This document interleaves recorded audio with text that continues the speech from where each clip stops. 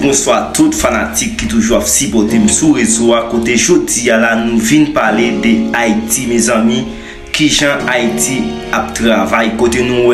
chaque président monte yo pas jamais faire un changement dans pays à côté nous en Haïti mes amis peuple a goumé pour yo ka mettre yon monde sous pouvoir côté pour yo faire président en Haïti côté nous tout peuple a remé pour qui Philippe rive faire président mes amis. Les m'a regardé en Haïti mes amis, peuple a vivre dans fait noir. Même yo ti lumière la kay moun yo mal pour gagner mes amis. Lumière yo dans ma bay lumière kounya la yo prend m'a regardé gen zone yo gen 1 an pral nan 2 années mes amis yo pas jamais bay lumière ça yo. Grand nèg ça yo c'est yo même k'ap craser pays à côté nous grand nèg yo aller yo bloquer lumière mes amis. Yo paye yon voum l'argent en bas côté grand nèg ça yo.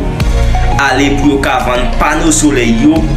et pour ça nous en Haïti mes amis pas jamais avancer côté pour moun yo gon ti lumière la caillou mes amis grand nèg yo plutôt payer voum comme en bas pour bloquer lumière pour yo vendre panneau soleil yo gen moun yo là n'a passé misère